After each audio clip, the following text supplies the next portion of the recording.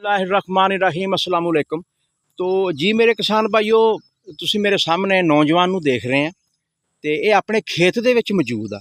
ਪਹਿਲਾਂ ਤਾਂ ਅਸੀਂ ਇਹ ਪੁੱਛਾਂਗੇ ਕਿ ਤੂੰ ਇੱਥੇ ਕਾਸ਼ਤ ਕੀ ਕੀਤਾ ਵਾ, ਔਰ ਦੂਸਰੀ ਗੱਲ ਇਹ ਪੁੱਛਾਂਗੇ ਕਿ ਕੀ ਗੱਲ ਅੱਜ ਕਨਫਿਊਜ਼ਨ ਦਾ ਸ਼ਿਕਾਰ ਆ, ਕੀ ਮਸਲਾ ਬਣ ਗਿਆ। अस्सलाम वालेकुम जी। वालेकुम सलाम जी। ਕੀ ਹਾਲ ਆ? ठीक ठाक जी, वधिया अल्लाह दा शुक्र। ਇਹ ਕਾਹਦਾ ਖੇਤ ਆ ਜੀ? ਇਹ ਮਕਈ ਲਾਈ ਸੀ ਜਿੱਥੇ ਕੱਲ ਥੋੜੇ ਕਿ ਦਿਨ ਹੋਏ ਲਾਈ ਨੂੰ। ਅੱਛਾ ਇਹ ਮਕਈ ਦਾ ਬੀਜ ਵੀ ਨੰਗਾ ਹੋ ਗਿਆ ਤੇ ਬਾਰਿਸ਼ ਵੀ ਬਹੁਤ ਜ਼ਿਆਦਾ ਪਈ ਰਾਤੀ, ਅੱਛਾ। ਤੇ ਹੁਣ ਸੁਭਾ ਕੇ ਦੇਖਿਆ ਇਹਨੂੰ ਤੇ ਹੁਣ ਡੁੱਬਿਆ ਪਿਆ ਬੀਜ ਪਾਣੀ ਦੇ ਵਿੱਚ।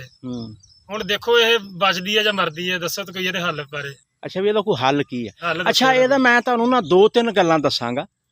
ਇੱਕ ਤਾਂ ਤੁਸੀਂ ਇਹ ਦੇਖੋ ਵੀ ਅਗਰ ਇਹਦਾ ਪਾਣੀ ਨਿਕਲ ਸਕਦਾ ਨਾ, ਹਾਂਜੀ ਅਗਰ ਇਹ ਖੇਤ ਥੋੜਾ ਜਿਹਾ ਉੱਚਾ ਆ ਨਾ ਤੇ ਤੁਸੀਂ ਫੌਰੀ ਇਹਦੀ ਨਿਕਾਸੀ ਕਰ ਦਿਓ, ਇਹਦਾ ਠੀਕ। ਪਾਣੀ ਜਿਹੜਾ ਨਾ ਕੱਢ ਦਿਓ। ਅਗਰ ਤੁਸੀਂ ਦੇਖਦੇ ਆ ਕਿ ਸਾਡਾ ਖੇਤ ਨੀਵਾਂ ਵਾ, ਇਹਦਾ ਪਾਣੀ ਨਹੀਂ ਨਿਕਲ ਸਕਦਾ, ਤੇ ਫਿਰ ਤੁਸੀਂ ਇਹਦੇ ਜਿਹੜੇ ਚਾਰੇ ਕੋਨੇ ਆ ਨਾ ਉੱਥੇ ਤੁਸੀਂ ਇਹਦੇ ਬੋਰ ਕਰ ਦਿਓ, ਟੋਏ ਮਾਰ ਦਿਓ।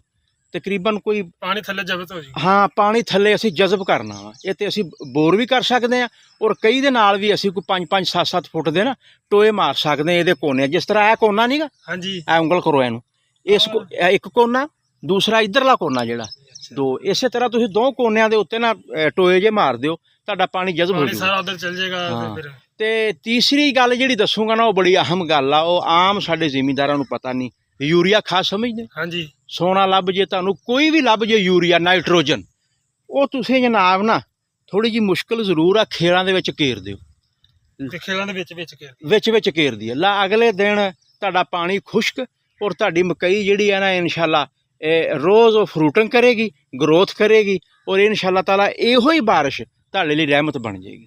ਠੀਕ ਹੋ ਗਿਆ ਜੀ। ਠੀਕ ਹੋ ਇਹਨਾਂ ਗੱਲਾਂ 'ਤੇ ਤੁਸੀਂ ਅਮਲ ਕਰਕੇ ਆਪਦੀ ਇਸ ਮਕਈ ਨੂੰ ਬਾਰਿਸ਼ ਦੇ ਪਾਣੀ ਤੋਂ ਬਚਾ ਸਕਦੇ ਹੋ। ਠੀਕ ਹੋ